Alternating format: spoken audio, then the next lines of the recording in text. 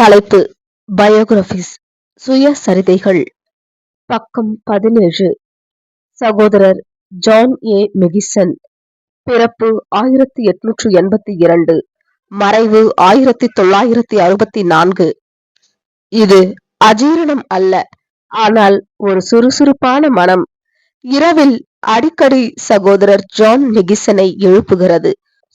ஒரு தெளிவற்ற உரையை பற்றிய சில நுண்ணறிவு ஆழ்மனதில் இருந்து மூளையின் முன்னோடிக்கு செல்லுகிறது. அவர் உடனே எழுந்து படிக்க சென்றதும் அவரது மனதில் உள்ள நன்கு பதியப்பட்ட குறிப்புகளை அறிந்து கொண்டு அடுத்து அவர் விழிக்கும் வரை திரும்பவும் படுக்கைக்கு சென்று உறங்குவார். அவரது ஆழ்ந்த அந்தரங்க விருப்பமானது அறிவில் விருப்பமுற்றிருந்தபடியால் அவர் அவ்வாறாக நடத்தி செல்லப்பட்டது. அவருக்கு அயர்வாக இருக்கவில்லை. ஐக்கியமானது அரட்டையாக மாறியதும் அவர் அமைதியாக நடந்து புத்தக அலமாரிக்கு நடந்து சென்று குறிப்பான நோக்கமற்றவராக ஒரு புத்தகத்தை திறந்து கர்த்தரால் சொல்லப்பட்ட காரியங்களை அந்த பாடத்தின் இறுதியில் அறியும் வரை வாசிப்பார். மாசூசெட்ஸில் 1880 இவர் பிறந்தார். குறிப்பிடத்தக்க கவிஞரான ஜான் கிரீன்லீஃப் விட்டியர் அவர்களின் இறுதி சடங்கில் இவர் கலந்து கொண்டது தனது ஆரம்ப கால குழந்தை பருவ நினைவுகளில் ஒன்றாகும். அக்கவிதையானது அவரது வாழ்வில் நிலைத்திருக்கின்ற உணர்வுகளை ஞாபகப்படுத்தியது.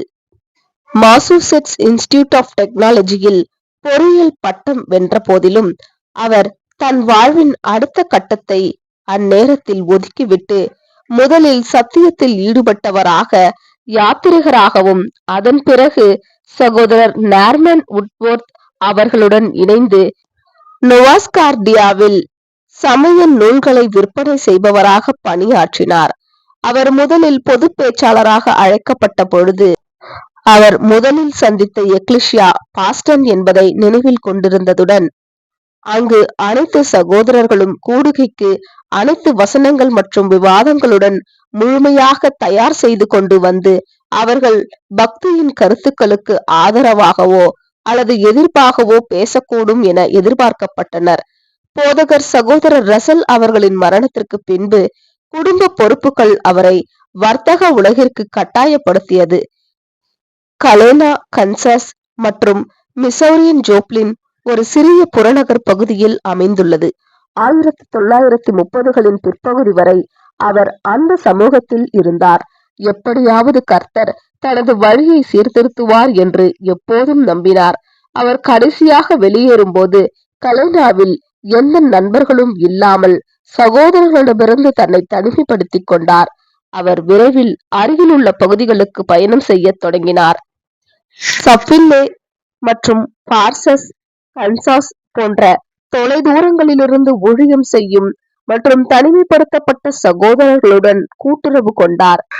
ஸ்பிரிங்ஃபீல்ட், கார்தேஜ் மற்றும் நியோஷா, மிசௌரி அந்த நேரங்களில் அந்த பகுதிகளில் ஆட்கள் மிக சொற்பமானவர்களானபடியினால் அங்கே எக்லிஷியா ஏற்படுத்தப்படவில்லை.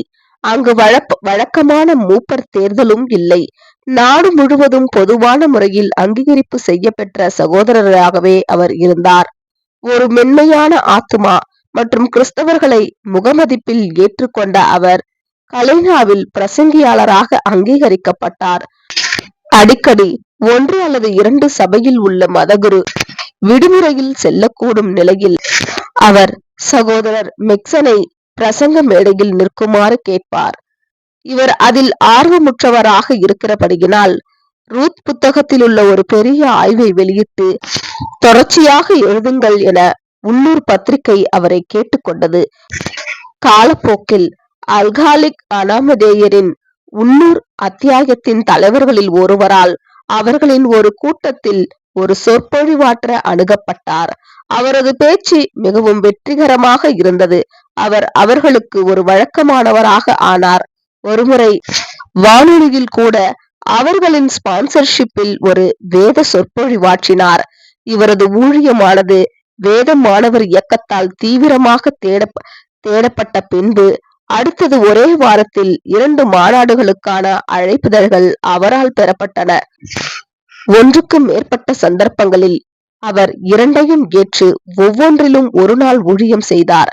வழக்கமாக அவரது இறப்பதற்கு சில வருடங்களுக்கு முன்பு அவரது பயணம் செய்வதில் அக்கறை காட்டாததால் அவரது பயணங்கள் வருடத்திற்கு 3 முறை மட்டுமே. புதிய சகோதரர்களை அவர் சத்தியத்தில் அணுகுவதும் அவருடைய வளமான தகவல்களின் மூலம் அவர்களை ஆசிர்வதிப்பதும், பின்னர் என் சகோதரர் அல்லது சகோதரியிடமிருந்து எவ்வளவு கற்றுக்கொண்டேன் என்பதும் அவர் விட்டு சென்ற மிக முக்கியமான நினைவுகளில் ஒன்று. 1950களில் இவர் டான் பத்திரிகையில் 2 முக்கிய உபதேச கட்டுரைக்காக முக்கிய தொடர்பாளராக எழுதினார். ஒன்று ஆதியாகமம் புத்தகத்தின் வசனவாரியான ஆய்வு மற்றும் இன்னொரு கட்டுரை எபிரேய புத்தகத்தின் முழுமையான ஆய்வு. அவரது பைபிளின் குறிப்புகள் சிறிய ஸ்கிரிப்டில் அழகாக எழுதப்பட்டவை. அவரது மரணத்திற்கு பிறகு கையெழுத்து பிரதி வடிவத்தில் வெளியிடப்பட்டன. ஆமென்.